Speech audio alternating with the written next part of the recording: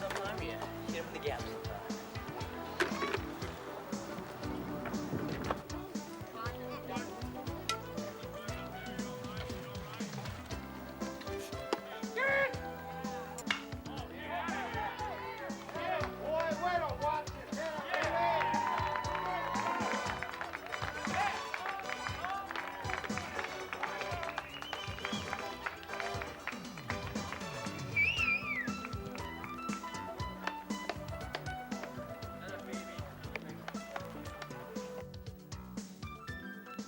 All right, everybody, hold on to your hats because we got a great special for you. Pure Smokies for the 1991 Sacramento Smokies debut right here on Access Sacramento.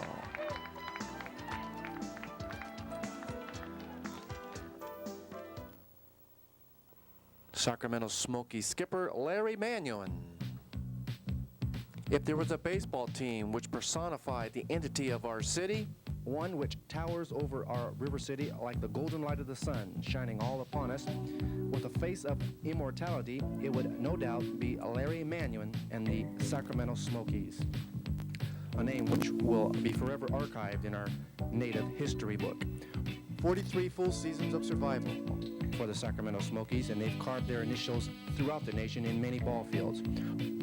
Already blessed with the fortunes of baseball immortality because of the many professional and personal feats unequaled by his corps of professionals, Larry Manuin, the founder, manager, and designated hitter of this nationally heralded semi-professional baseball team, begins its 43rd season at the helm. And with every crack of the bat and spearing glove action, no heartbeat pulsates as fiercely, lighting up all those around him as this man who lives, eats, and breathes the national pastime as though it was a life itself. And perhaps it is. Yeah, well, I don't know if I love it or not, but there's nothing else to do around here, so I'm deeply involved in baseball, and I like it. Maybe I'm going to be baseball punchier fanatic. It takes so much money and everything, and getting ball players, and this year we're having a lot of problems too, but as of now, we're still leading the league with all these university players, and half our guys are out of shape, so that's quite a feat. Sometimes I wonder how we're leading this league. The WBA is one of the fastest leagues in the nation. Are you excited about this crop of players you have again out there this year? Yeah, we have a kid, Wayne Morris, Greg Morris from University of Davis. It looks good coming on. Robert Perry played at City College this year, made all conference, got drafted, I think, by Chicago White Sox. Mickey Lancaster from the Mexican League. You talking about the kids? Yeah, Kirk Alleman got drafted by the New York Yankees. And yeah, we have some pretty good kids here, along with the veterans. If you had to use 2 words to describe your Sacramento Smokies this year for the 91 year, how would you describe them in 2 words? I don't know. That's 3, Larry, that's 3. Give me 2. No. They're pretty good. The 2 words, pretty good.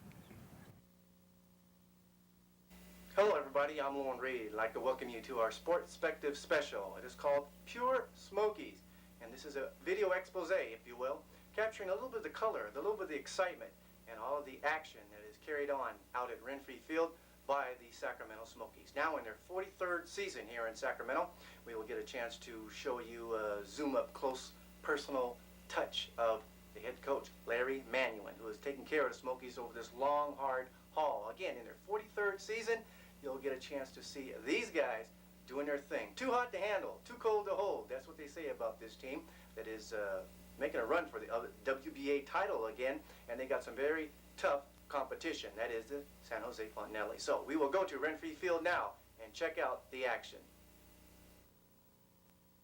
Thank you, Lauren. This is Jim Van Vliet at Renfree Field, along with Mark McDermott, both from the B. Welcome to Sacramento Smokies baseball, where the Smokies today will play the San Jose Fontanellis in a Western Baseball Association game. Both come into this game tied for first place, and last night the Fontanellis erupted for 20 runs in a 5-inning game, beat the Smokies 20-10. That tied up the race, and it looked like the Fontanellis have their batting shoes on for this series, Mac. Well, Coach Wade for the Fontanetti said last night that he thought that Sacramento might be just catching them at the right time, but after that attack last night in the second game, we may be in the store for a lot of hits today.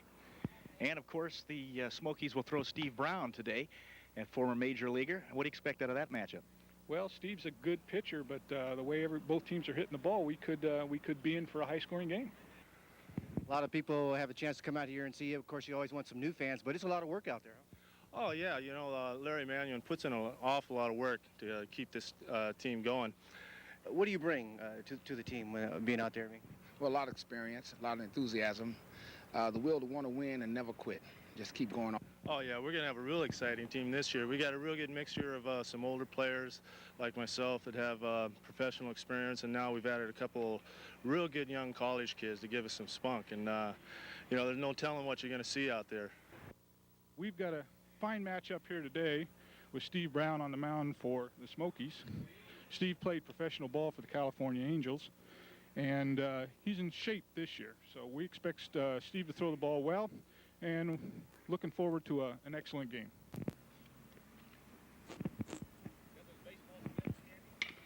Pitch is swung on, bounce to third. Second for one, and to throw to first. And Wright stays with it for the double play.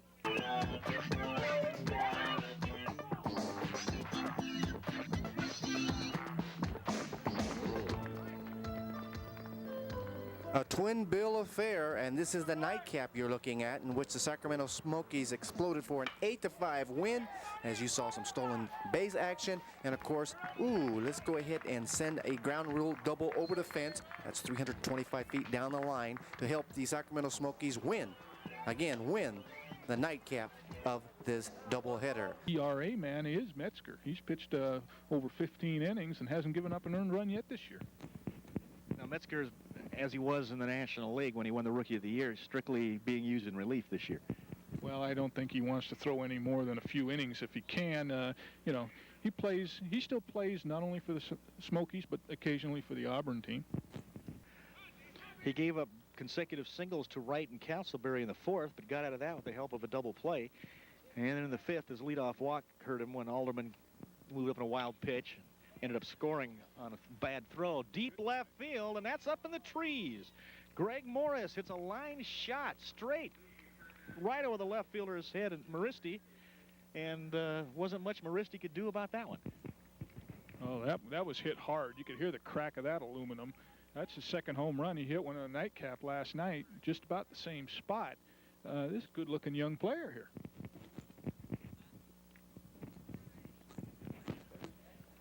So I'm sure over at UC Davis they're wondering where this explosion is coming from Greg Morris. He'd be redshirted this year. Phil Swimley couldn't find a spot in that roster over there, but he's come. Only one ball hit really hard. Greg Morris hit one of the trees last time. That one's hit pretty good.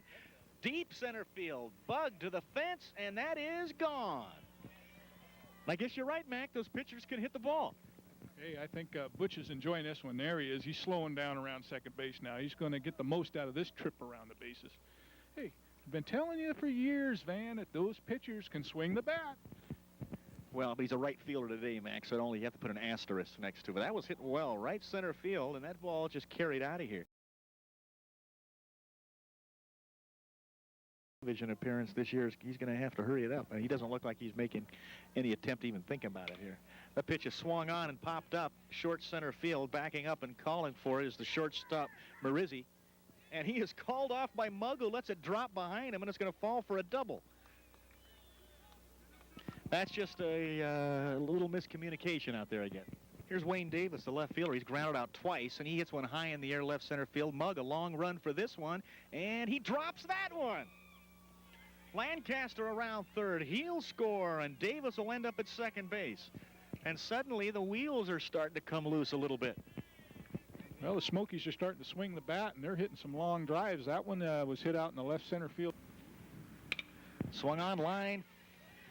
Fair down the right field line. We still alive. Davis around third will trot home. Morris rounding second base will hold there with a double. And there still is life in the Smokies.